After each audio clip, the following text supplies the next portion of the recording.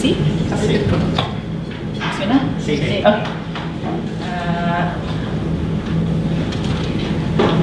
Hola. Gracias por la presentación generosa, Marjorie. Y gracias al Departamento de Antropología de la Universidad Católica y especialmente a Marjorie Murray por su invitación a dar la charla inaugural. He tenido la oportunidad de estar en conversación con Marjorie y los otros profesores de antropología desde el comienzo de su establecimiento como programa en la Universidad Católica. Así que recibí esta invitación más bien como una invitación para seguir creando nuestra comunidad o barrio intelectual.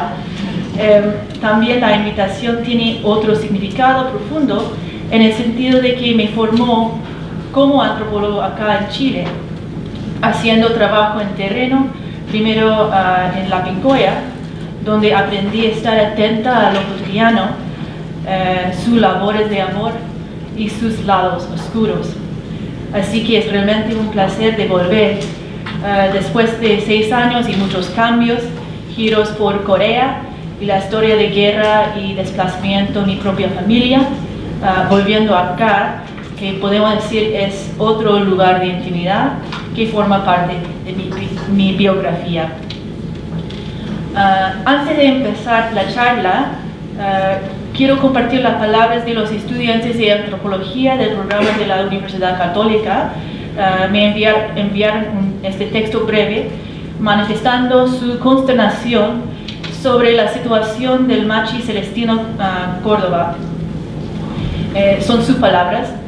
Ante la huelga de hambre por más de 100 días del Machi Celestino Córdoba, dispuesta de forma temporal, como estudiantes de antropología queremos expresar nuestro apoyo para él y su familia. En relación a esto, reprochamos gravemente la indolencia de las autoridades chilenas que no ponen en valor los mundos indígenas y continúan criminalizando y reprimiendo la causa mapuche.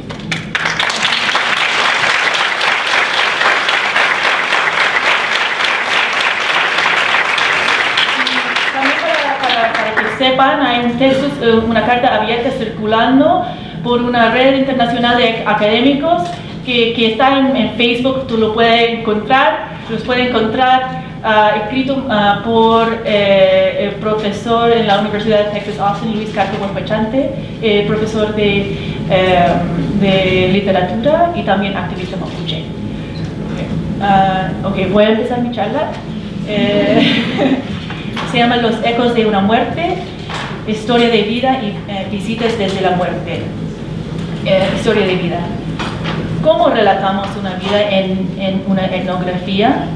O más bien, ¿de qué manera relatar una muerte nos ayuda a describir una vida en forma diferente? En ese artículo, relato cómo la muerte de un hombre joven reflejó en ese barrio de bajos ingresos en Santiago. Lo hago relacionando los efectos que rodean sus ausencias y sus visitas en sueños y todas las historias aledañas de visitas de los muertos que fueron parte integrante. Al hacerlo, también intento describir un método que permite relatar una vida y una muerte, de manera que se aparten de la metodología de relatos de vida o el género de las historias de vida. En lugar de tratar de reconstruir la biografía de un individuo, el trabajo de la descripción etnográfica aquí es permitirse escuchar los ecos de una muerte en las vidas de los otros. Es a través del ser llevado por ecos, algunos resonantes y otros disonantes, de algunas vidas próximas las unas a las otras, que podríamos llegar a cómo ver la muerte, ver cómo la muerte se relaciona a una muerte, como la vida se relaciona con una vida.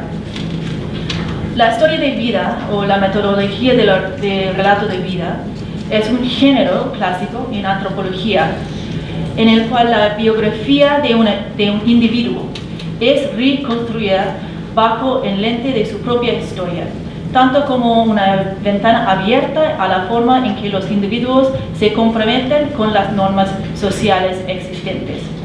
la historia de vida de Sidney Mintz, el famoso antropólogo fundador de nuestro departamento de antropología de Johns Hopkins, sobre Don Tasso, un trabajador de caña de Puerto Rico, de alguna manera ejemplifica este género.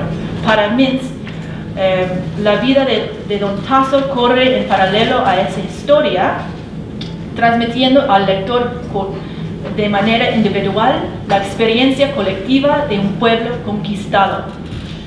En esta historia de vida que resulta ser la historia, la biografía de Don Tasso es cronológicamente ordenada por Mintz en línea con las transformaciones de Barrio Hualca y la economía política más amplia en Puerto Rico. Para el antropólogo João Bill, esta estructura narrativa de la historia de vida, con un énfasis en un yo narrativo, unificado como una ventana a transformaciones históricas más amplias, se transforma en una ruta a través de la cual el antropólogo es capaz de llevar a un individuo relegado a la muerte social fuera del olvido, como se dice. Los encuentros de Bill con Catarina en un lugar llamado Vita, un lugar donde los viejos, locos y discapacitados son enviados a morir y que están presos, ¿no? Tal como Mintz, con Don Tasso, a Bill le inspira la sensación de que Catarina era excepcional y extraordinaria, pues se destacó en ese contexto de aniquilación, se negó a verse reducida a su condición física y su destino. Sin embargo, mientras que Mintz narra una biografía cronológicamente ordenada, Bill emplea lo que podríamos llamar un trabajo testimonial, como en el género de testimonio, emparejando las palabras de Catarina con otras formas de evidencia, registros del hospital psiquiátrico, el sistema de salud universal, así como entrevistas con los miembros de su familia a los que rastrea, para confirmar y corroborar las palabras de Catarina, lo que Bill asemeja al trabajo de un detective, con los esfuerzos de Catarina, tan desesperados como creativos, de volver a escribirse a sí mismo dentro de las vidas de las personas, y los intentos del antropólogo de apoyar su búsqueda de coherencia y la demanda de una posibilidad distinta a la de Vita se documentan aquí. A través de ese trabajo detective, el individuo se recupera. Sus palabras reciben coherencia al ser corroborados por la evidencia documental. En cierto sentido, se le ha otorgado un lugar mediante la escritura dentro de su familia y la ciudad-estado que la hizo morir. El ímpetu de la narración se genera a través de ese trabajo recuperativo, acumulando evidencia y palabras, emparejándolas. El antropólogo regresa a Catarina a medida que la hace emerger a través de ese trabajo como protagonista individual. Pero hay alguna forma de relatar una vida de una manera que no reconstruya al individuo sin dejar de reconocer la importancia de la especificidad de esa vida. O podemos preguntar, ¿y si Catarina hubiera estado loca? La segunda sección es barrio. Déjenme volver a los ecos de una muerte. Este artículo dibuja desde un trabajo de campo en un barrio de bajos ingresos en Santiago, que ha estado bajo ocupación policial por cerca de 15 años y que está marcado por la privación económica, economías informales de tráfico de drogas, robo y encarcelamiento. Una de las primeras mujeres con las que me encontré fue Martita. Unos pocos meses antes de conocerla, su hijo Camilo había sido asesinado por la Brigada Antinarcóticas de la PDI durante un allanamiento. No había anticipado el tener mi trabajo de campo permeado por las repercusiones de su muerte, pero en cierto sentido mi propio movimiento en el barrio, incluso para descubrir cuáles eran sus límites, fueron posibilitados por Martita, su red de parentesco y vecinos, lo que llegué a pensar como una red de abrazos de mujeres que me permitieron trabajar en un entorno volátil, en el que se disputan la muerte y las heridas de las balas cada día, y los riesgos para todos eran reales, son reales, y no mera paranoia desde la perspectiva de un forastero, y donde el aire está viciado de rumores y chismes, remolinos de historias y sus efectos, en un contexto que a menudo no solo era inaccesible para mí, sino que a veces también era inaccesible para los que vivían allá. La red de abrazos me permitió caminar y escuchar. Por lo tanto, la escala de mi estudio fue el barrio, tal como remarca Richard Reckman, el antropólogo psiquiatra. Richard Reckman, el verdadero nivel colectivo de las vidas como lo vivido no es un hecho. El barrio, los parientes, la gente con la que vives, ellos comparten el mismo espacio, respiran el mismo aire, viven las mismas contradicciones y así sucesivamente. Ellos se ven afectados, aun si es de diferente forma, por las mismas cosas.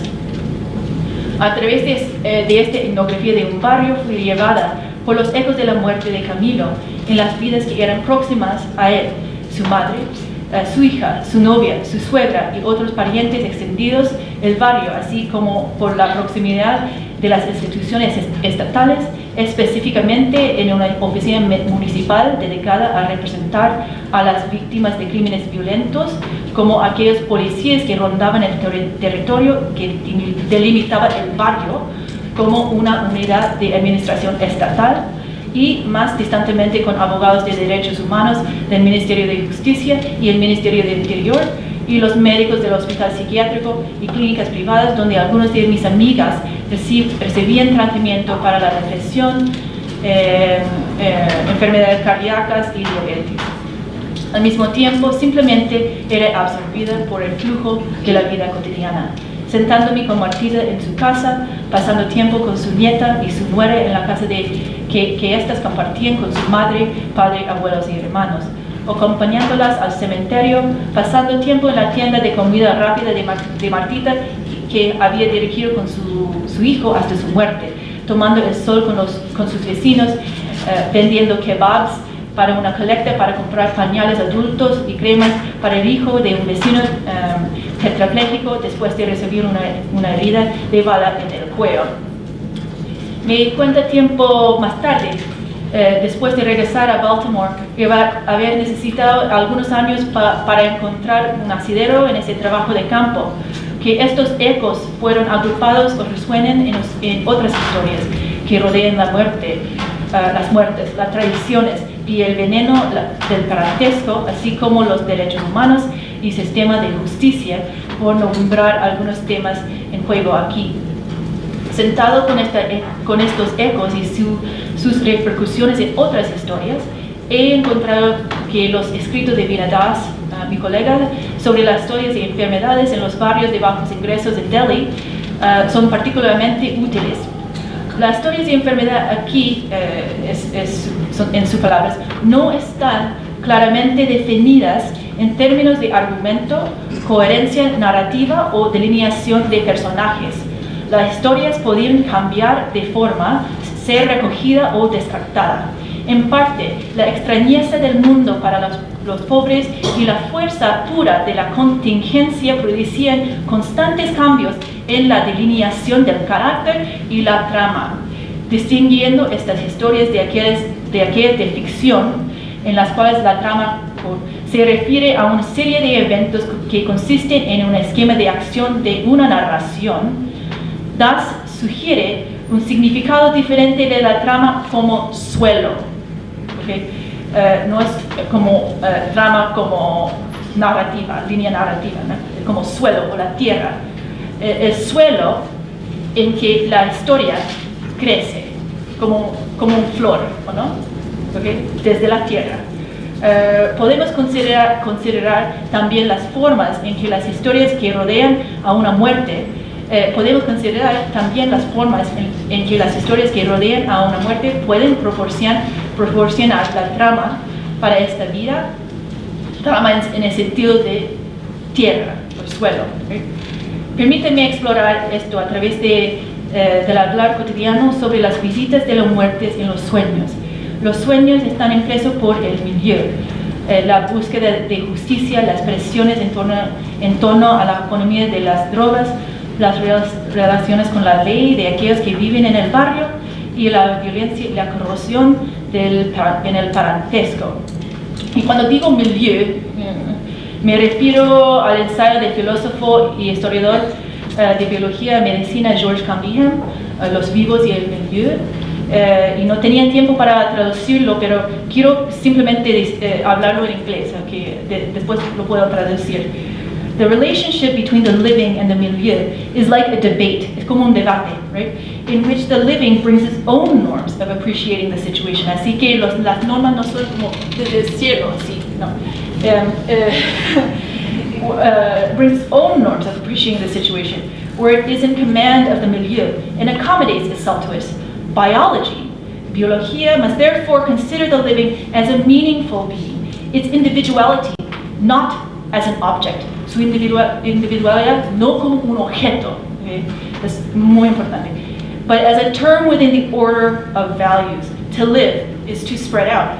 It is to organize a milieu, starting from a central reference point that cannot itself be referred to without losing its original meaning. Okay? Voy a intentar traducirlo después, pero es decir que el concepto de milieu acá siempre es un debate entre milieu y organismo. Y cuando dice que para organizar un milieu, empezando de un punto central de referencia que no se puede referir a uno mismo. ¿Okay? Ahí como que podemos pensar en qué consiste la individualidad. ¿Sí? Es una problemática diferente, ¿no? Okay. Dejándome llevar por el flujo de la vida cotidiana, seguí el hilo del hablar de los sueños y las visitas de los muertos que borboteaban mientras pasaba tiempo con Martita, su extensa red de parientes, amigos y vecinas. Llegué a escuchar el hablar de los sueños no como síntoma de conflictos internos, como los psicólogos lo hacen, sino más bien como aquello que permite hablar de relaciones de parentesco difíciles, anudados tanto porque tenía aspiraciones de justicia para los hijos que habían sido asesinados por la policía, como la vulnerabilidad que viene bajo la sombra de la criminalización. A través de la conversación sobre los sueños, podemos ver las formas en las que la política abarca lo doméstico. Es decir, las aspiraciones de justicia no son mutuamente excluyentes a la concreción del cuidado. No es un debate entre la política de cuidado y justicia que aparece en la filosofía feminista, ¿no? Más bien, la justicia se relaciona de manera inconsistente con el cuidado y la violencia dentro de lo doméstico. El otro lugar en las relaciones, el elsewhere. Todas las noches antes de irse a la cama, Martita besaba su mano y presionaba sobre la foto de su hijo en un cartel grande que colgaba de la parte posterior de la tienda, iluminado día y noche con luces y velas eléctricas. Que duermas bien, te quiero. Cuando empezamos a pasar tiempo juntos, fui cachando las ansiedades de Martita, que rodeaba a su hijo. Ok. ¿Dónde aprendí el chileno? Okay. Estaba descansando pacíficamente en el cielo, luchando aquí en la tierra. ¿Por qué no había ido a visitarme en sueños? Estas ansiedades parecían surgir cuando otras historias de visitas de muertos emergían en los encuentros entre vecinos. Caminando junto a la casa de Martita, Soledad se detuvo para saludarla y a través de los barrotes de la tienda, donde estábamos mirando hacia la calle, viendo a las mujeres ir de un lado a otro haciendo mandados y a niños corriendo con perros. Martita me presentó a Soledad diciéndome que la policía también había matado al hijo de Soledad, los carabineros. Soledad continuó la oración 2 años atrás. Ella se vuelve hacia Martita. Soñé con mi hijo anoche. Pocas veces que he soñado con él. Sí, una vez soñé con él. Justo cuando fue matado por los carabineros. Él estuvo acostado en la cama y durmiendo. Y vi su cara limpiecita, bonita. Estuvo con una sonrisa y digo que bien, que mi hijo está descansando. Martita responde, soñé con Camilo una vez, pero no estuvo durmiendo, estuve conversando con él. Él estuvo sentado aquí. Ella señala las sillas de verde de plástico que estaban en la tienda. Dije, Camilo, tiene que tener cuidado en andar en la calle, tiene que tener cuidado. Y él me decía, y escuchaba, sí, mamá. Martita giró hacia mí para contarme que el caso del hijo de Soledad estaba siendo gestionado por el mismo abogado de la Corporación de Derechos Humanos en la municipalidad. Lo que fui a entender más tarde es que esta no es la Corporación de Derechos Humanos, sino la Asistencia para Víctimas del Delito del Fondo Nacional de Seguridad Pública, creado por el gobierno previo de Piñera. Martita alternaba el llamarlo fiscal y abogado. Es que tiene que ver que están en el caso, armando el caso, conjunto aprendiendo la ley, la justicia. No es como que tiene todo el conocimiento de cómo opera la justicia, ¿no? Diciendo que este abogado fiscal era bueno, muy bueno.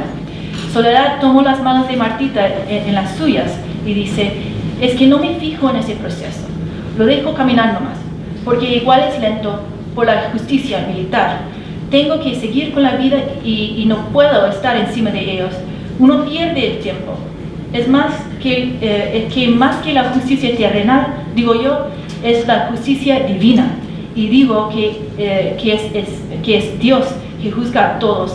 Por eso siento una tranquilidad, porque no creo en la justicia de abajo, creo en la justicia divina, en Dios.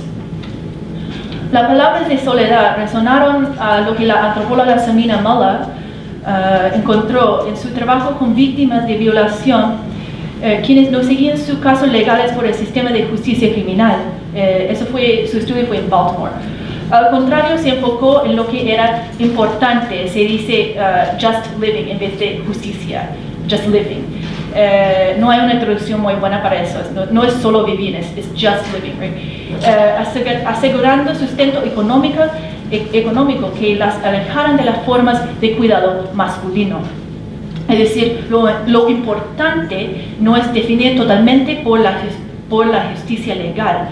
Puede ser que lo importante es lo contrario de la justicia. Sin embargo, para Martita, la ausencia de las visitas de Camilo en sueños me parecía estar relacionada a una profunda ansiedad sobre el estado de su alma, la cual ella veía entrelazada tanto por la búsqueda de justicia como por el veneno de parentesco. Como me dijo más adelante, Camilo podrá descansar o estará todavía en la tierra, tiene cosas pendientes. Esa es la razón por la que no me ha visitado. Era junio, un día frío de invierno. El cielo gris me presionaba por todos los lados. Una sensación de asfixia iba a venir, acompañada de una imagen recurrente en mi cabello, que de repente se volvió completamente blanco cuando di la vuelta a la calle central del barrio donde vive Martita. Ella me estaba esperando en su casa, así que fuimos a ir a la casa de su amiga Blondie, a pocas cuadras donde tomaríamos el té. Nos sentamos en la mesa de la cocina de Blondie, fumando cigarrillos. Su compañero Néstor trae jamón y pan y el que acompañamos con nuestro té. Blondie viene de la mesa de la cocina a su bazar en el frente de su casa, hablándole a los clientes de su mesón. ¿Qué quieres? La tele está encendida en la sala de estar, donde el hermano de Néstor estaba tendido viendo un reality show. Martita había estado enferma todo el día, su estómago le dolía por los nervios. Mientras toma el té, sus ojos parecen cerrarse de vez en cuando como si estuviera a punto de quedarse dormida. Ella le dice a Blondie que la hermana de su marido había ido a ver una mujer y esta mujer dijo que la Camila le estaba yendo bien. ¿Qué piensas tú?, le preguntó a Blondie. Martita expresa su inquietante ansiedad que comenzó a cristalizar la noche anterior con la noticia de que un medium había entrado en contacto con Camilo. La noche anterior, mientras Martita y yo estábamos visitando a su nuera y a su nieta Vivi, la hija de Camilo, que había nacido después de que este fuera asesinado. Ana le dijo que don Pedro, el ex marido de Martita, había venido a visitar a la nieta, relatando la historia de la mujer de Maipú que había visto Camilo y a quien éste le había contado que estaba bien. Martita estaba claramente perturbada y su cara se oscureció, incluso cuando ella cambió el tema de conversación a asuntos triviales y cambiando el foco hacia su nieta Vivi. Aún así, cuando estábamos a punto de dejar su casa, la abuela de Ana reiteró la misma historia sobre la medium. Martita respondió escuetamente: no creo en esas cosas hueonas. Camilo ni siquiera la conocía. Ella aquí se refiere al lado de la familia paterna de Camilo. Ana también reiteró que ella no conocía a Camilo. La abuela insistió: pero es como la mujer que sale en la mañana y puede comunicarse con él, ¿ve? En televisión todos los canales grandes tenían un programa dedicado a la comunicación con los muertos, medium, la psíquica, estos espectáculos que se enmarcaban alternativamente en torno al análisis forense de la muerte, para que los muertos puedan decir qué sucedió exactamente, pero también enmarcados en torno a la muerte prematura, para que los parientes tengan la oportunidad de anticipar la muerte, decirles adiós y saber que ahora están descansando en el cielo, teniendo la oportunidad de abandonar el mundo como corresponde. Martita solo la mira. La abuela dice: ya Martita, que está bien, chao, chao. Parece que sabe que ha ofendido a Martita. Las palabras de Martita, Camilo ni siquiera los conocía. Al lado paterno de la familia, parece mostrar la lucha por definir el lugar de los muertos en las relaciones de parentesco. ¿Quién afirma que los muertos son nuestros? ¿Quién son nosotros? Pero al volver a aparecer esa historia para Blondie, junto con los nervios de Martita, también reveló el estado incierto de los muertos. ¿Realmente hizo contacto? ¿Está bien? ¿Está sufriendo? Blondie le respondió a Martita: mira, ¿por qué ella se presentó a esa mujer? El verídico sería si tú te presentas a la mujer en Maipú. No, en realidad lo más verídico es soñar con él, que él se presenta en tu sueño. Quizás no quiere molestarte porque sabe que ahora está poniendo tanto esfuerzo para él. Y cuando llegue la justicia, capaz que llegue él. Te das las gracias por haber luchado tanto. Tú eres cristiana, tienes que pensar que está bien, porque está en el cielo. Los que estamos en la tierra somos los que sufren, nos pisan. No sé, creo tanto en Dios. Dio un giro para contar la historia de las visitas de su padre en sueños. Déjame contarte. Algunos días después de la muerte de mi papá, soñé con él. Estuve en un ferrocarril, con todos los asientos aquí. Arriba veía un carro con vacas y animales, otro lleno de frutas. Y mi papá estaba sentado un poco más allá en el asiento. Me acerco a él. Papá, ¿dónde está viviendo? ¿A dónde va? Hija, estoy viviendo al frente en el barrio. Oye, papá, ¿te compro una frutita para que la tenga en la casa? No, hija, no se preocupe, hija. Tengo todo lo que necesito. Estoy bien. Y me hizo esto. Y ahí desperté. Así que sabía que él está bien en el cielo. Pero con mis hermanas, él estuvo sentado en la cama de cada una y les decía: ¿por qué me mataron tú y tu hermana? Me mataron tú y tu hermana. Con Dios como mi testigo te juro. ¿Sí o no, Martita? Mi hermana chica llegó aquí y se sentó a esta mesa para contármelo. Blondie luego describió la agonizante batalla que implicó el cuidado de su padre mientras moría de cáncer de esófago, entrelazando los sueños sobre su padre con un recuento de las traiciones y tensiones en sus relaciones familiares. Mi papá tenía cáncer. Cuando recién fue diagnosticado, tuve un sueño con él. Él me visitó, aunque todavía estaba vivo. Me decía que no tenía que operarle. Decía: no me operes. Si me operas, voy a morir en 5 días. ¿Qué pasó entonces? Lo llevé al Instituto de Cáncer. Tenía el cáncer ramificado hasta aquí. Los médicos me dijeron que no había más tratamiento, que estaba muy mal. Les digo, ¿puedo decirle que lo va a operar para que siga con la fe, con la esperanza? Le decía algo a él, cómo iban a tratarlo, que todo iba a estar bien, y salió feliz. Decía que me opere. En el instituto me decían que tenían que lavarlo así, y yo le hice jugo de frutas, espárragos y potos de alcachofa, y él se los comía. Estuve llevándolo al Instituto del Cáncer cada semana y estuvo aquí en la casa. Pero cuando Blondie no estaba en la casa, su hermano y hermana mayores tomaron a su padre de vuelta a la casa que éste compartía con su esposa, y donde su hermana mayor, el marido y el marido de esta y su hija estaban viviendo. No me dejaron entrar a la casa. Lo veía por la ventana. Yo desde afuera le digo, papá, ¿cómo estás? Y la tía, ella que es buena para barrer toda esa esquina, ella me dice, oye, escuché que llevaron a tu papá al hospital, ¿lo van a operar? ¿Qué? Y ahí descubro que lo operaron. Pusieron un catete para que pueda comer, pasando la comida por el catete. Hicieron por escondidos, operaron a mi papá escondidos. No, todos mis hermanos, mi hermano mayor, mi hermana mayor, mi hermana chica están. Mi cuñada estuvo allá. Digo, mira, con Dios como mi testigo, mi papá se va a morir dentro de 5 días. ¿Por qué lo operaron? Y es su culpa. Voy a empezar a contar. Hoy es el 1. Su padre fue llevado a la casa de su hermana mayor luego de la operación, pero requirió ser hospitalizado el día después de su regreso. Blondie solo recibió las noticias sobre la llegada y partida de su papá de parte de la vecina que barre a la esquina. Me dice que estuvieron llevando a mi papá al hospital, parto al tiro afuera, y veo que están llevándose en ambulancia. Veo a mi papá así, estaba como viendo así como el cielo, sin poder hablar. Papá, ¿dónde va? Y levanta su cabeza y me dice al hospital, el nombre del hospital, apenas capaz de hablar. Y yo parto mi auto, en ese tiempo tenía un mejor auto que este.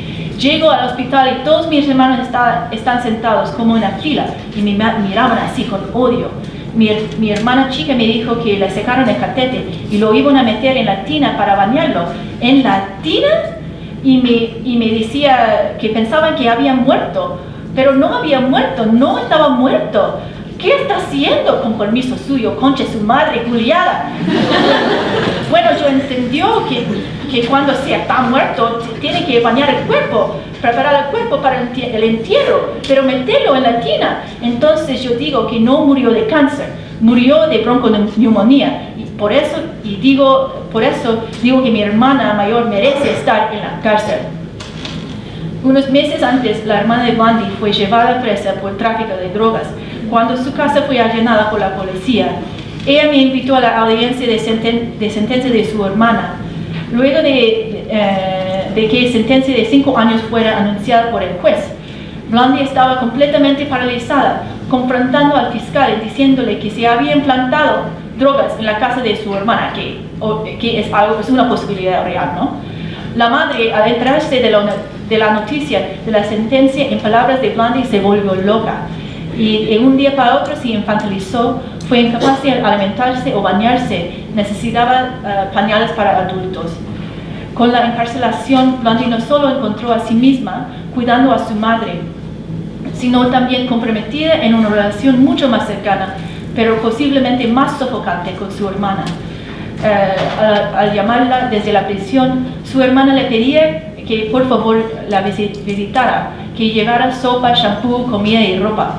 Le dice a Blondie que se arrepiente por una serie de tradiciones que definieron su hermandad y su relación dentro de la red de parentesco más grande. Su hijo que sedujo a la pareja de Blondie, el que momentáneamente la abandonó a ella y sus hijos por la adolescente, mientras que su hermana hacía la vista gorda, la colusión con su hermana mayor para eliminar a Blondie de la toma de decisiones respecto del tratamiento de su padre y los preparativos para su funeral. Blondie comenzó a visitar a su hermana en prisión todas las semanas, aunque me dice que tiene miedo y todo el tiempo que se siente frente a ella dice: no le hablo, transmito todo por mis ojos, todo el odio que me hizo a mí se lo transmito a ella. Es como si intentara separarse de su hermana, pero al no hacerlo, me reitera en varias ocasiones, te juro que no siento pena por ella. Sin embargo, cada semana se ve obligada a visitarla. Es algo que me nace, dice. Cuando Blondie se levanta para atender otro cliente, Martita me comenta, Blondie tiene una vida muy sufrida. No le dejaron velarlo, su padre. Su hermano le pegó. Blondie regresó. Estuvo retomando el hilo. Estuvo agonizando. Todos hacían cola para entrar a verlo en el hospital, porque veían que estaba muriendo, así que me puso en la cola. Estuvieron entrando todos los hijos y los niños para despedirse, pero cuando estuve a punto de entrar, mi hermano me cierra la puerta en la cara, ¡pum! Y no me dejaron entrar. Volví a sentarme afuera y estuve llorando y llorando. Estuve aquí con mi cuñado. Una viejita que estaba sentada al lado de mí me dice, ¿por qué lloras? Y me toca así. Mi papá se está muriendo. ¿Dónde está su papá? Está aquí, pero no me dejan entrar. Vamos a hablar con el guardia para que la dejen entrar y diga que usted es su hija y tiene que estar presente. Si es su hija. No le dije. Quiero evitar problemas. Por suerte estaba sentada ahí y veo que lo están metiendo en una camioneta con la silla de ruedas, con todo. Lo corrieron hasta aquí, mientras ella está dibujando en una servilleta. Sus parientes habían movido a su padre hacia otro corredor y desde ahí lo estaban llevando fuera del hospital. Salgo y voy corriendo al frente, casi me atropellaron. ¡Papá!, estoy gritando. Y cuando llego a la camioneta me abrazo así de fuerte. No quería soltarme, como de despedida. Era un esqueleto. Volví a la casa. En el hospital quería evitar problemas, pero aquí no. Mi cuñada estaba en la puerta de la casa de al lado. La pegué y le dije que no quería verla más aquí. Hasta hoy no aparece en la casa de al lado. Entré y mi papá estaba en coma y yo lloraba y lloraba. Le digo, papá, no te vayas, te necesito. Yo era la regalona de mi papá. Antes de su muerte me dio joyas y anillos de oro. Todo para mí, decía. Son para tu Chuco y Chuca, mis hijos. Tomaron esos anillos, sus hermanos de ahí, compraron su casa y todo lo que tenían. Yo lo abrazo y digo, papá, si me escuchas, haz esto. Muéstrame que me estás escuchando. Papá, no te vayas, no me dejas sola. Cuando despertó lo hizo así, con ojos abiertos mirando el techo, y después llegó. ¿Cómo se llama esto? Cuando está mejor, y Martita dice la mejoría de la muerte. Le dice a la hermana chica, ¿dónde está la polera de café? Mi hermana mayor decía a mi hermana chica que sacara esta polera y pusiera una blanca, pero mi hermana chica decía, es lo que el papá quería. Estuvo queriendo ponerse la polera café, porque para la Pascua yo le compré pantalones de café y una chaqueta de café, zapatos de café. Ya, entonces volví a la casa para descansar un rato. Mi hermana mayor, en vez de estar con él, salió y cerró la puerta con llave. Cuando desperté ya había muerto. Es decir, él murió solo. O sea, le dejaron morir solo. Cuando llegué todavía estaba con la piel tibia. Nadie quería tocarlo. Yo lo bañé y lo preparé. Le puse una camisa blanca, corbata blanca, con pantalones café y chaqueta café. Mi hermana quería ponerle otra chaqueta porque ella le había comprado la misma chaqueta, pero en color plomo. Y decía que no, que esto era lo que el papá quería. Mi papá no quería comprar un nicho, quería estar enterrado en la tierra. Mi hermana mayor compró un cajón de lujo, más de 2 millones de pesos, todo un show, porque en ese tiempo tenía una buena situación. Yo le digo a mi hermana que mi papá no quería un nicho, quería comprar un pedazo de tierra. Mi hermana mayor me dice gaste más de 2 millones de pesos en ese cajón, no va a durar nada en la tierra. Así es, para que vea cómo es mi hermana. Yo me endeudé, pero compré el nicho, y lo peor de todo es que no me pasaron las llaves. Ni siquiera puedo entrar al nicho. Eso me llegó a mí, me afectó. Así que cuando lo visito, lo llevo scotch y pego las flores en el vidrio del nicho. ¿Recuerdas, Martita, por el 18 cuando hicimos todas las decoraciones con los petales de flores muy lindas? Y a la semana siguiente, cuando murió la guagua arriba, en la población, llegamos al cementerio para enterrarla y mis hermanos habían sacado todas las flores. Y otra vez soñé con mi papá. Estuve caminando con mi hermana chica en Santa Rosa y veo a mi papá. Me estuvo mirando desde lejos, pero mi hermana no lo veía. Yo le digo a mi hermana, está. Y ella me dice, no veo nada, pero yo lo veía y es porque me está protegiendo a mí, no a mi hermana. Por eso mi hermana no podía verlo. Cada noche antes de acostarme le rezo a mi papá y a Camilo. Pido a Camilo que cuide a su mamá porque está luchando por él. Y le rezo a mi papá que me protege. Mi hermana también le reza a mi papá. Le pide que le saque de la cárcel, pero no puede soñar con él. Las visitas del padre de Blondie en sueños son parte integrante del medio o milieu en que esta vive. Y sin embargo, la ansiedad alrededor de estas visitas y su carácter de sueño parecían indicar un profundo sentido de precariedad de la realidad misma. Como es sabido, Freud decía que los sueños son un espacio de lucha psíquica dentro del inconsciente del individuo, de modo que el contenido oculto latente del sueño se descifra a través del contenido manifiesto. Al heredar esa lucha psíquica dentro de la metafísica islámica, la antropóloga Stefania Pandolfo explora el sueño como una escena otra localidad u otro lugar, el Barzakh, que es la zona intermedia entre los muertos y los vivos, en la cual, según Silazan, uno de sus interlocutores en su trabajo en Cráneo, dice, el alma se desconecta de la persona durante el sueño y entra en contacto con las cosas pasadas y las cosas por venir. Y que según Lacan, es una zona límite en la cual el sujeto es golpeado y se hace sentir un poco más allá. Se hace sentir que el sujeto no está en casa, que viaja afuera, más allá de cualquier posible reapropiación autobiográfica, al único lugar donde paradójicamente puede estar en casa, pero en un modo ausente. Aquí, en el campo de los sueños, tú estás en casa. En su estudio de la interpretación de los sueños visitacionales en los que los muertos visiten los vivos, Amira Mittermeier, la antropóloga Amira Mittermeier, explora el sueño como un sitio de ética en el que las disposiciones, los sentimientos y las obligaciones morales surgen a través de los sueños.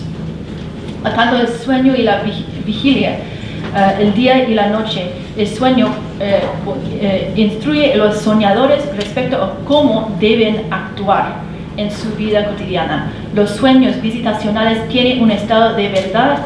Las palabras de los muertos en los sueños son siempre verdaderas, porque residen en el reino de la verdad. Así que los sueños presentan imperativos morales, pueden ser vinculantes y comprometedores. Los sueños pueden hacer cosas y hacer que los soñadores hagan cosas. Mittermeier muestra esto a través de los casos en los cuales las visitas de los muertos obligan a orar por los mismos, dar limosna o emularlos en términos de seguir una vida piadosa. En el relato de Blondie sobre las visitas de su padre en sueños, que se cuenta en el contexto sobre la violencia de las relaciones de parentesco y la asfixiante concreción del cuidado de su hermana encarcelada, una ruta diferente o la imaginación de un otro lugar revela por sí mismo un sentido diferente de verdad. Esto que es el otro lugar no reside afuera o en un más allá de lo cotidiano, sino que está plegada en la misma vida cotidiana, en los oscuros rincones y grietas de las relaciones de parentesco. Contiguo a o plegado en el tiempo y el lugar de la vida cotidiana, se podría decir una modalidad alternativa de la vida cotidiana. Las visitas de los muertos autorizan lo real, permitiendo que las tensiones, y amenazas existentes en las relaciones de parentesco se expresen a través de otros, como los amigos íntimos, así uno mismo. Vemos ese tipo de luchas sobre la autorización de lo real en el agonizante relato de Blondie, sobre las amargas peleas suscitadas por el cuidado de su papá, su padre, mientras este moría, sobre las conflictivas visiones de cómo y cuándo dejarlo ir, y sobre cuáles son los deseos de su padre en relación a su vida, su agonía y su muerte. Es por eso que veo las visitas de los muertos en términos de la precariedad de la realidad, en que la lucha por sobre lo real está arraigada en el propio parentesco, con todos los impulsos contradictorios que implica este. Aquí, en contraste con una visión de los sueños como la emisión de imperativos morales claros en relación a una buena vida, o con el estado de una verdad inquebrantable, el sueño refleja, o mejor dicho, se entrelaza con lo cotidiano, en el cual la ética abarca, en las palabras de la filósofa de Wittgenstein, Cora Diamond, nuestra vida como un todo. Tal como llegué a ver como Martita y sus amigas y parientes lejanas cuyos hijos también habían sido asesinados por la policía, el sueño como una modalidad de la vida cotidiana que transmite la precariedad de la realidad, permitía dar expresión a los casos en los que las ansias de justicia se hallaban enlazados con los amargos compromisos con el parentesco. En el caso del padre de Blondie, las luchas por la autorización de lo real ocurren en el contexto de la experiencia de la enfermedad, en la que la muerte y la enfermedad destabilizan las categorías sociales se dan por sentadas. En el caso de Martita y Beatriz, la madre de Ana, la novia de Camilo, vemos cómo la violencia estatal y la violencia en el hogar son aspectos del mismo milieu. Justicia enlazada con el parentesco. Casi todas las tardes o noches Martita visitaba a su nieta Vivi, pasando tiempo con quien fue la compañera de Camilo, Ana, y su madre Beatriz, junto a su hermana, el novio de su hermana y los abuelos de Ana. 2 meses antes de que Camilo fuera asesinado por la PDI, el hermano mayor de Ana, Néstor, fue asesinado por carabineros. Durante el mismo tiempo de estar embarazada con Vivi, cuando fue atrapado robando neumáticos en un barrio de altos ingresos. Como Beatriz me relató, Néstor había tomado prestada una camioneta perteneciente a una compañía de internet que usaba un amigo y estaba echando los neumáticos a la camioneta cuando los carabineros lo detuvieron. Aunque él salió fuera del camioneta con sus brazos arriba, Carabineros le disparó, de todas formas dándole en el abdomen. Una mujer desde lo alto de un edificio tomó un vídeo de los disparos en el cual Néstor, tirado en el piso desangrándose, tomó una de las piernas del oficial de Carabineros que se hallaba de pie junto a él, aparentemente pidiendo ayuda. Sin embargo, el oficial de Carabineros sacudió su pierna, viendo a Néstor sangrar hasta morir. Néstor y Camilo fueron enterrados uno al lado del otro, con una lápida compartida en las que yacen sus fotos en un marco de doble bisagra. El caso del hijo de Beatriz debía ser examinado por una clínica jurídica, pero rara vez se comunicaban con ella sobre su estado legal, dando a la mujer la sensación que el caso estuvo constantemente bajo amenaza de disolución, o tal vez que ni siquiera tuvo la oportunidad de constituirse como un caso.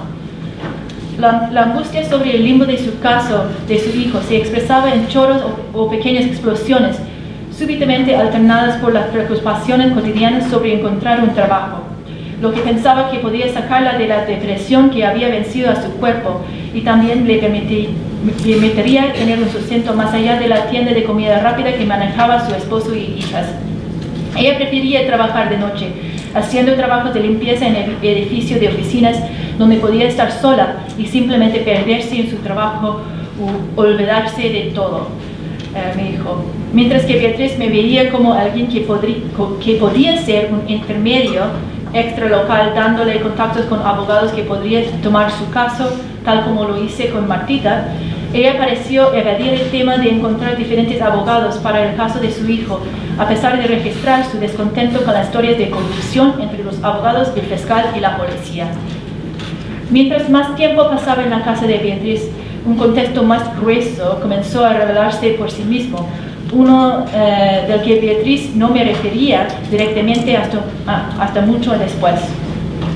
Mientras nos quedábamos sentadas en la noche con Martita, las hijas de Beatriz y la nieta Vivi compartiendo chismes del barrio, jugando con los nietos, hablando sobre el romance y las tradiciones de los hombres, todo eso como... ¿Cuándo conoció a su pareja? Como ha tenido varias, ¿no? Eso que Beatriz sería llamada a su teléfono celular, solo responde, dígame, y saliendo de la habitación. En otras ocasiones era Ana la que contestaba el teléfono y le decía a su madre, el guatón estaba llamando, y Beatriz inmediatamente se levantaba e iba. Comencé a sentir que Beatriz y su familia estaban limitando cuidadosamente lo que permanecía dentro de lo doméstico y aquellas intimidades que podrían entrar a hablar conmigo. Fue Martita, sin embargo, quien en un momento de frustración con Beatriz, por no presionar a la clínica jurídica sobre el estado del caso legal de su hijo, me relató en su auto en el camino de regreso a su casa. No debería decírtelo, porque no me corresponde decírtelo, pero déjame que te cuente, para que sepas con quién estás tratando. Y me contó cómo Nono, el hijo de Beatriz, estaba detenido en prisión preventiva por un caso de homicidio que había sido espectacularmente repetido y expuesto en los medios, que yo había visto en los medios, ¿no? Ella comentó amargamente que Beatriz había llevado a Vivi a ver a Nono en la prisión, junto con los dos hijos pequeños de este. ¿Por qué se llama la niña para allá? Si no tiene nada que ver con el Nono, dijo Martita, preocupada de asegurar una existencia limpia para Vivi, fuera del aspecto de la letalidad, podemos decir, ilegalidad del niño. Los chismes de Martita que rodeaban el cuidadoso trato de Beatriz al enmarcar las fotografías de sus dos hijos y su manifestación como casos legales recíprocos, marcando un límite que ella continuamente buscó asegurar en relación a la ley y en relación conmigo, la extraña, como si la legitimidad de su caso de su hijo, Néstor, se hará contaminado por la relación de parentesco con su otro hijo mayor, Nono, que cursaba cargo por asesinato. Es decir, que la pureza del estado de la víctima, requerida por la ley, se viera comprometida por el enredo en el parentesco y un medio marcado por la criminalización de la ley. Durante meses, nosotros participamos en una ficción de dos biografías, con Beatriz recibiendo llamadas telefónicas y retirándose rápidamente de la habitación usando un apodo para su hijo, mientras yo fingía no darme cuenta y mientras notaba cada vez más los esfuerzos por apartarlo. Al mismo tiempo, en las reuniones vespertinas con Martita y la familia de Beatriz, Martita expoliaba y fustigaba esa ficción de maneras indirectas en mi presencia. Le mencionaba a Beatriz detalles minúsculos, cualquier avance en caso legal de su hijo, relatando cómo la trabajadora social le había dicho que el alcalde tenía un ojo especial en el caso, que él personalmente vería un abogado con peso fuera designado, o cómo a través de un amigo que era un abogado de derechos humanos en el Ministerio del Interior, ayudé a Martita a contactarse con un abogado criminalista de buena reputación que aceptó tomar el caso de su hijo de forma gratuita. A través de las repetidas charlas sobre el desarrollo del caso legal, lanzaba críticas sobre lo que veía como la posición comprometida de Beatriz. ¿En qué está el caso de Néstor? Clarita, ¿no puedes poner a Beatriz en contacto con tu amiga? Sí, la amenaza a lo común ocurre a partir de esos repetidos dardos, escurriendo una a otra vez los asuntos de parentesco en sus vidas. Fue después de acompañar a Beatriz a la clínica jurídica para discutir el caso legal de su hijo, que Bernarda me expresó los enredos de leyes y parentescos en los que se encontraba. Luego de una reunión intensa y conflictiva en la que Beatriz solicitó tener el archivo completo del caso de su hijo para llevarlo al Departamento de Derechos Humanos, la Unidad de Derechos Humanos en el Ministerio de Justicia, Beatriz me dice, mientras conducíamos de regreso: Clarita, sabía que yo tenía un hijo preso. Me sorprende de que de repente me está hablando de su hijo, que se ha mantenido en silencio en mi relación con su familia durante varios meses. Tenía esa duda, respondí. Es mi hijo. No, respondió. Escuché algo de un nono, pero no sabía quién era. Sí, él me ha llamado cuando usted está en la casa. Me cuenta que me llevará al juicio. Más tarde ese día acompañé a Beatriz al dentista. Ella salió una hora más tarde. Cuando yo estoy esperando en el auto. Okay. Cuando estamos volviendo a su casa, ella me dice mientras estaba bajo anestesia, salí de mi cuerpo y llegué al cielo. Es algo, ¿cómo explicarlo? Que he muerto y estoy en el cielo. Me ha pasado 2 veces. Esta fue la segunda vez. Ahí en el cielo vio a su hijo Néstor. Solo veía su espalda y le digo al hijo: déjame verte, cuéntame cómo estás. Pero no me mostró su cara, no quiso darme un abrazo. ¿Por qué me tratas así? Te he echado tanto de menos. Estaba llorando, temblando, y me dice: mamá, hay que cuidar al nono, déjame solo. Pero hijo, se acabo de ver a los abogados. Pero no me respondió. Traté de tocarlo, abrazarlo, pero se fue. Una vez antes he soñado con él, pero estuvo contento, tranquilo. Ahora me dio la espalda, así que me siento para cagar. Está enojado porque no he estado encima de ellos, los abogados, porque está esperando justicia. He sufrido mucho, imagínense, primero con la leucemia de la Ana, la leucemia te hace sufrir mucho. Después con Néstor y el nono en la cárcel, pero ¿cómo puedo enfrentar a estos abogados cuando Nono está en prisión? Cuando se enteren de Nono, pensarán que Néstor llevaba un arma que amenazó a la policía y esa es la razón por la que recibió un disparo. Y con las visitas a Nono y las visitas al abogado de Nono no puedo estar al tanto de los abogados de Néstor. El cuerpo no me da.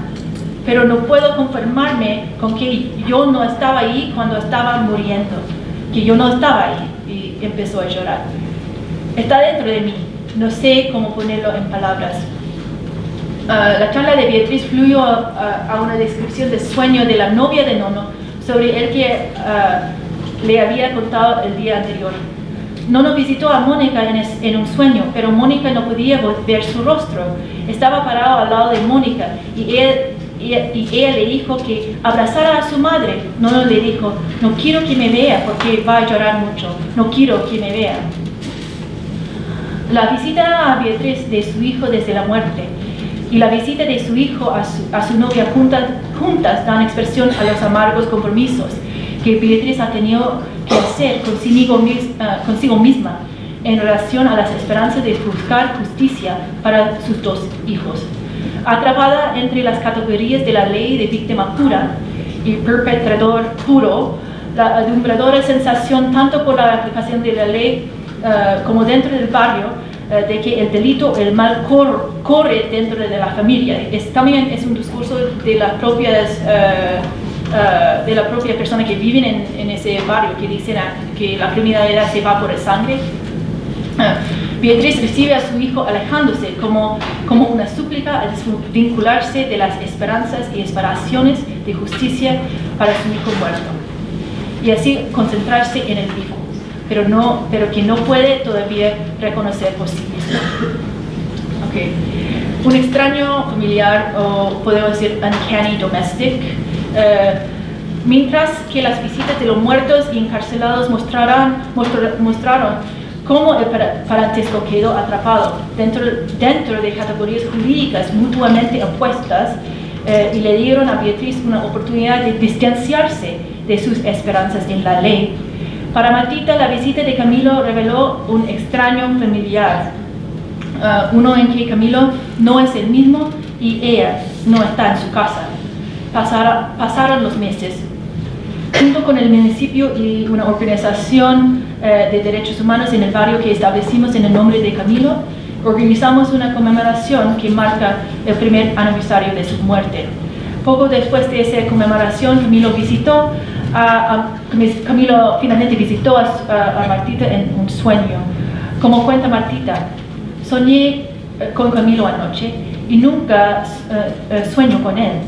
Solo una vez antes soñé con él. Él estuvo en la casa aquí, pero no era él. Es que físicamente era él, todo entero, pero su forma de hablar, de expresarse, todo cambió, era diferente. No con esa sonrisa. Estuvo enojado, no quería nada con la Ana y la hija. Estaba más enojada con la Ana. No quería ver a la niña. Le digo, pero hijo, la Ana ha sufrido harto por ti. Todos nosotros hemos sufrido mucho. Dijo, ¿y cómo veo que estás sufriendo? No la veo sufriendo. Así que imagínese cómo amanecí por la cagada. No sé, creo que hay un mensaje dentro del sueño. Nadie está preocupada de nadie en esta casa, la casa de la Ana. No estoy preocupada tanto por ellos, sino por ver si la niña, su nieta, la niña está bien. Esto me interesa.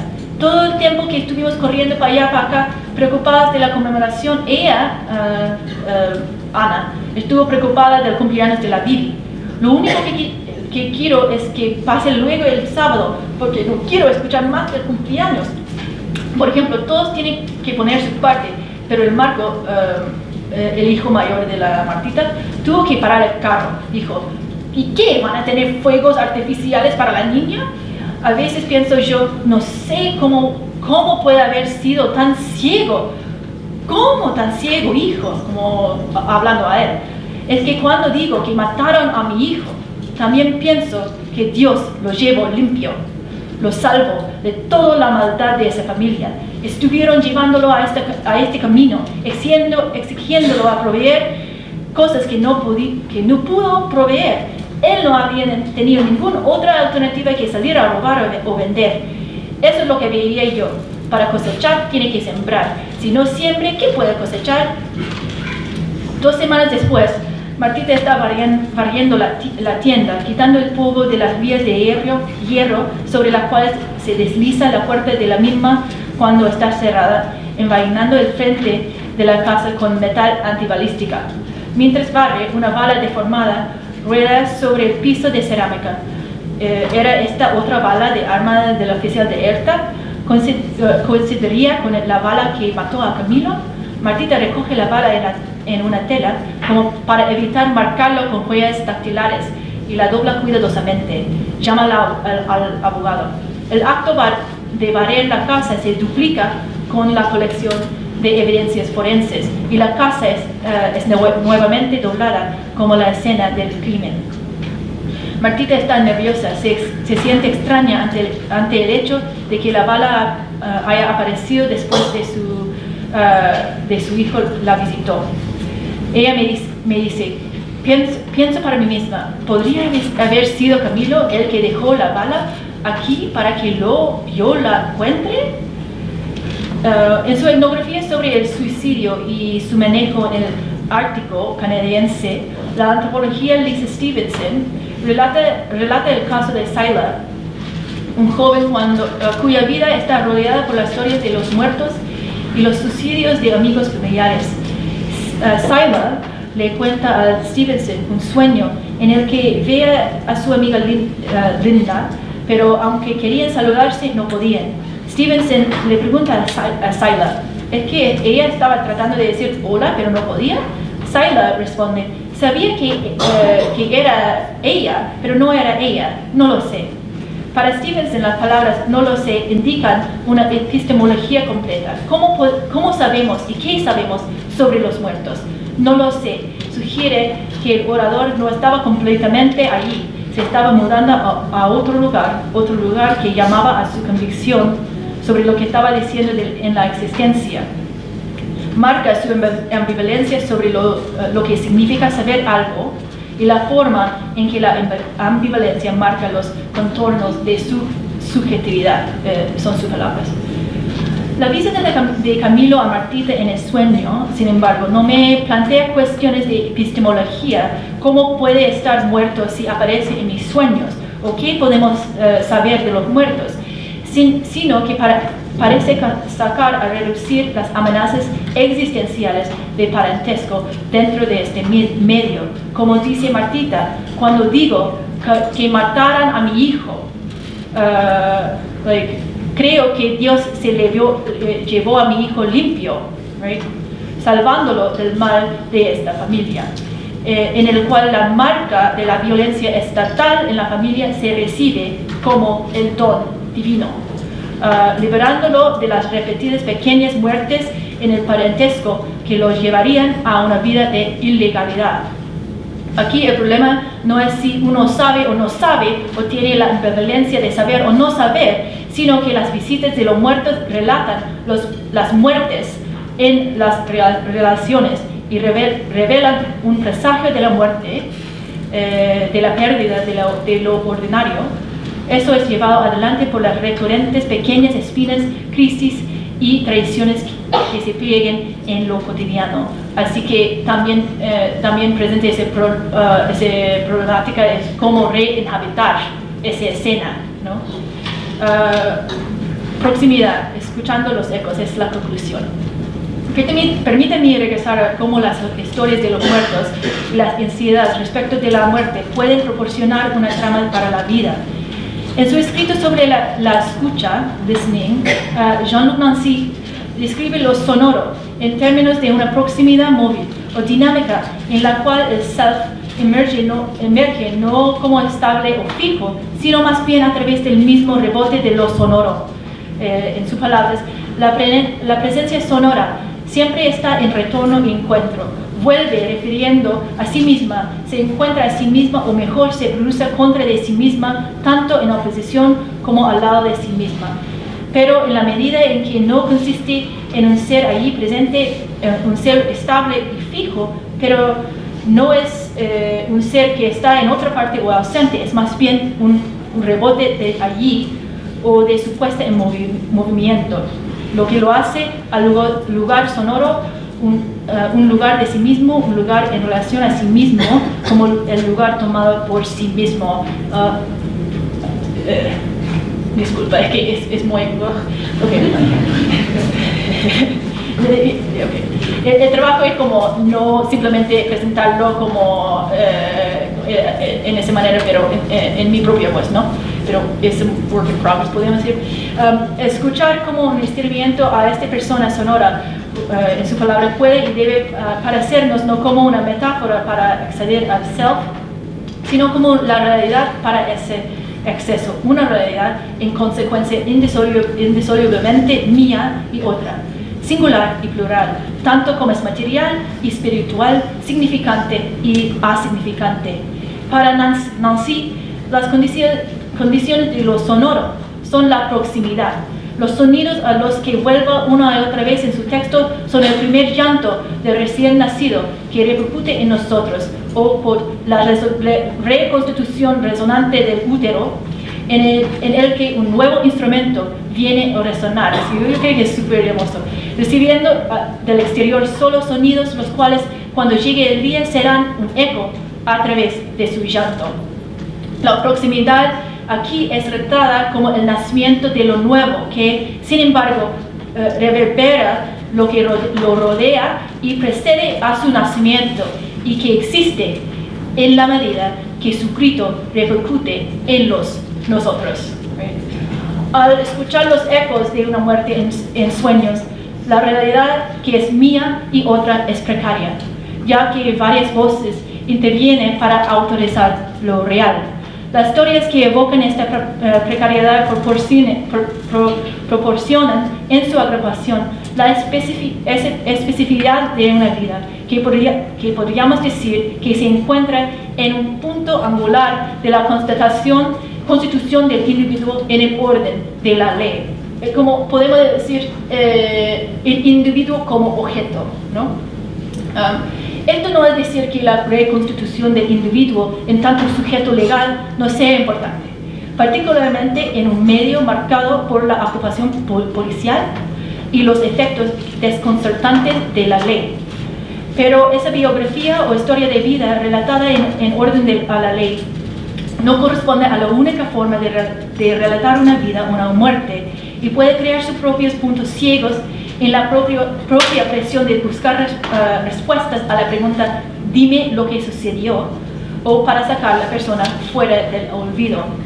En cambio, lo que he intentado escribir a través de los sueños con las muertes es la manera en que el sujeto legal, como víctima o perpetrador, y el cual aparecen las aspiraciones de justicia, se entrelaza con la letalidad y los labores de amor que constituyen el parentesco. Aquí, más que la constitución de un protagonista individual, el recuento de los sueños como resuenan en la vida de los demás revela aquellos aspectos del milieu que marcan la relación de los muertos con los vivos, así como la muerte de otro por parte de otros, que también puede ser de alguna manera mía. Gracias.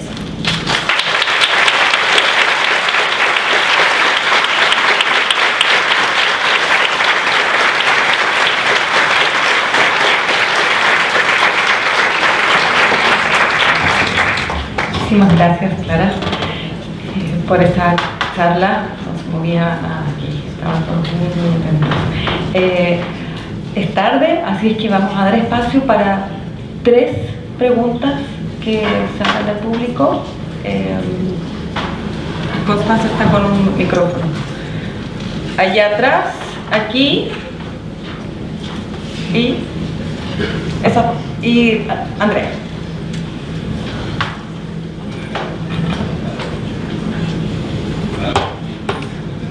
No.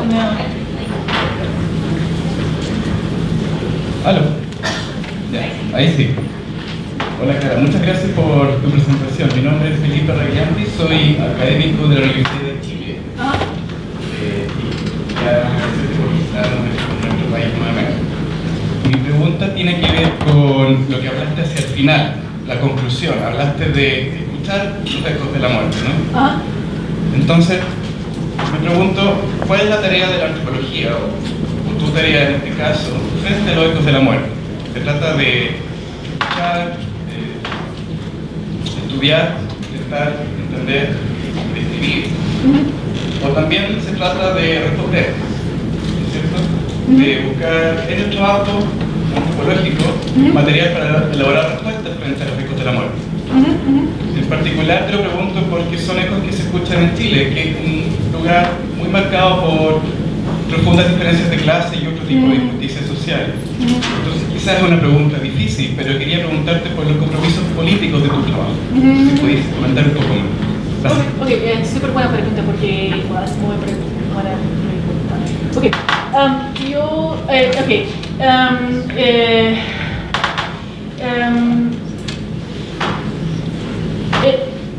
En mi trabajo, yo veo que la forma de describir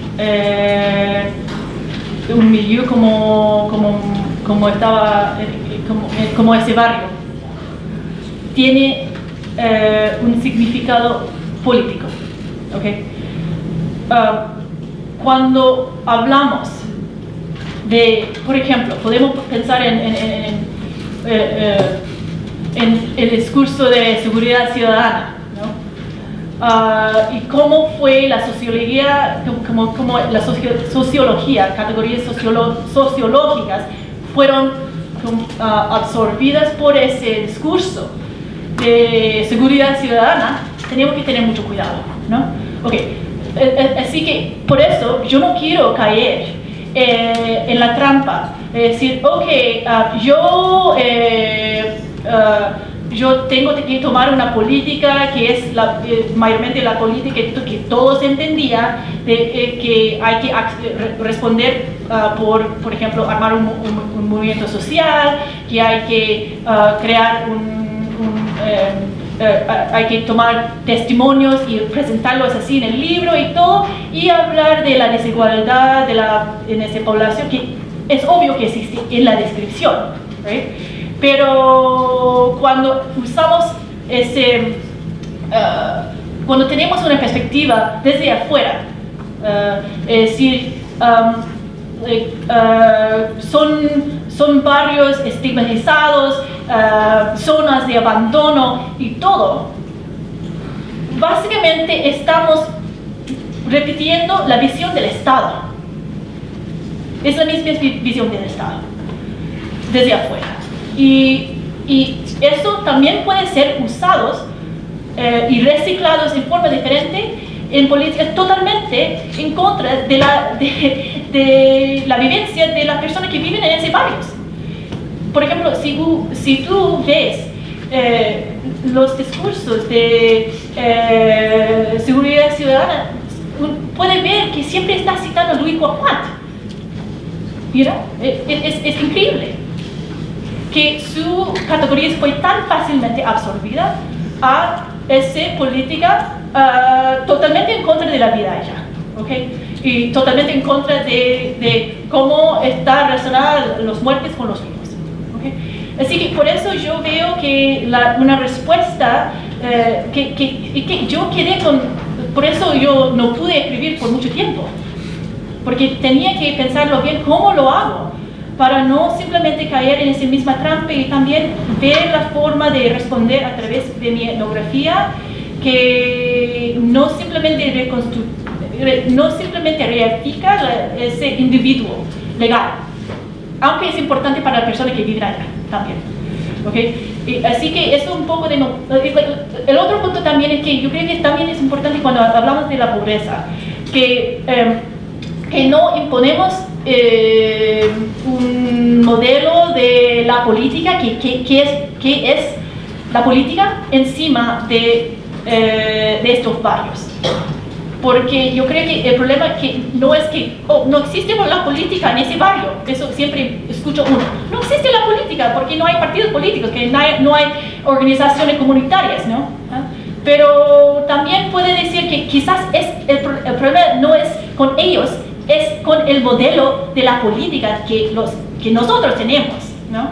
Así que yo creo que eso también es que hay que verlo cuidadosamente.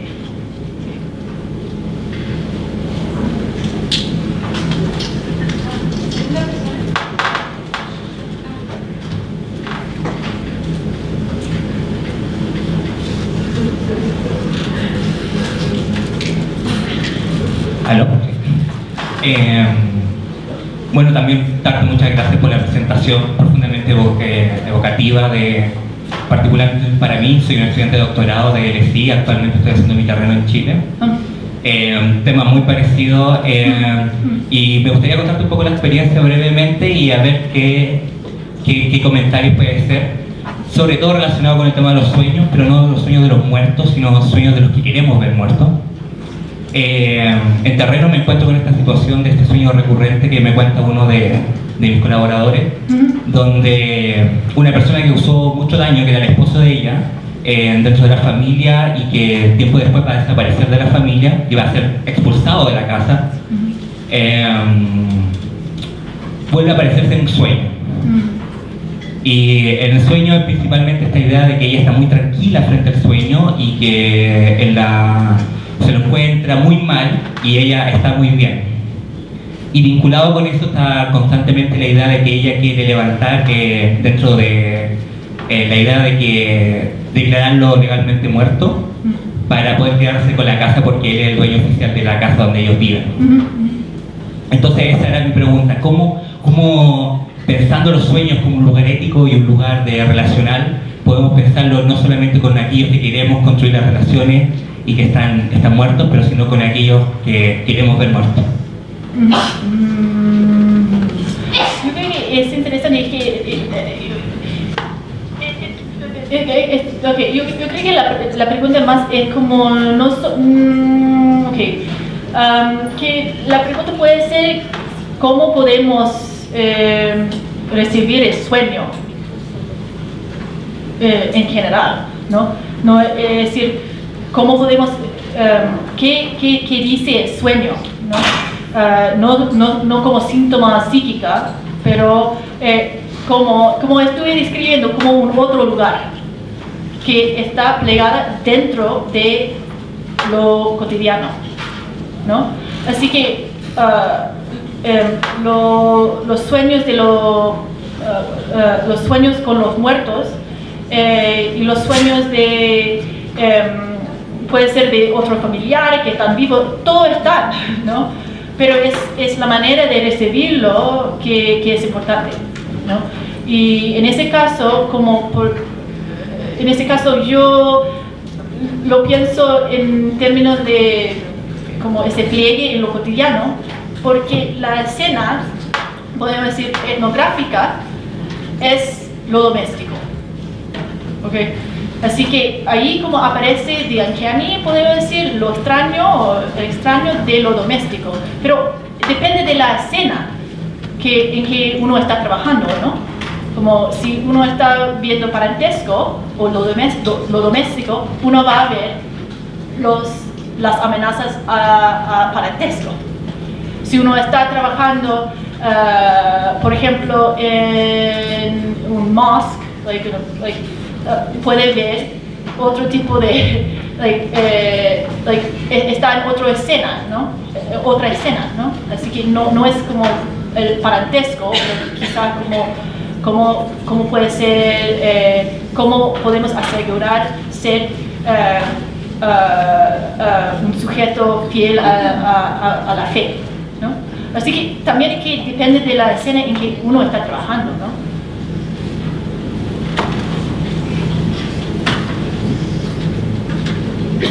Sí. ¿Aló? Hola, Clara. ¡Oh! ¡Hola! Hola, ¿qué tal? Tengo una pregunta para ti. Muchas gracias hoy día por estar acá y por tu visita nuevamente a Chile. Estoy trabajando en el Observatorio de Violencia y Cárcel en la Universidad Diego Portales y ahí he tenido la oportunidad de hacer etnografía en cárcel. Hicimos un año que yo te conté sobre la etnografía que estábamos realizando en la expenitenciaría, luego hicimos una en el CPF y ahí me di cuenta de las grandes diferencias que hay en el relato de violencia entre hombres y mujeres.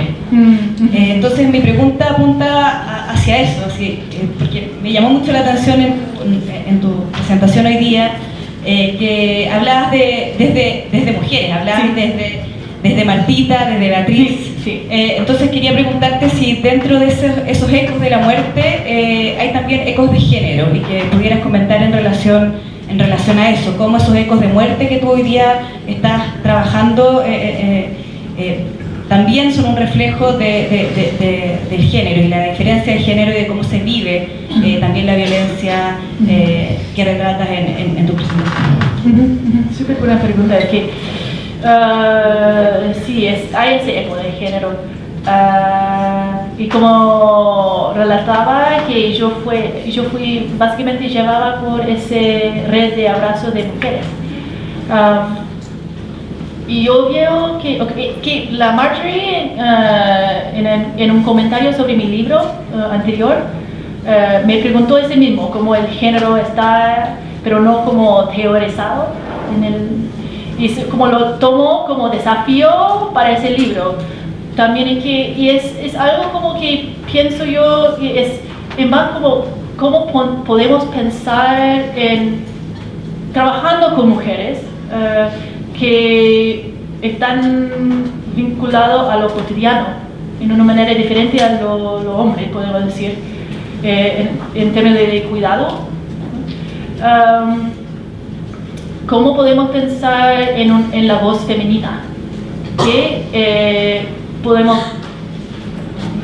decir filosóficamente no es como la narración de un yo soberano, ¿no? Pero que siempre está desplazada. Así que, por ejemplo, en el texto que escribí sobre la Martita, que aparece en Living and Dying, yo estoy pensando en cómo puede ser como ese gesto femenino, podemos decir, de proyectarse como muerto y hacer todo ese labor de conectar su hijo con su nieta, ¿no? Estando ausente en el futuro. Como que yo veo que eso es una forma de expresar la voz en forma femenina.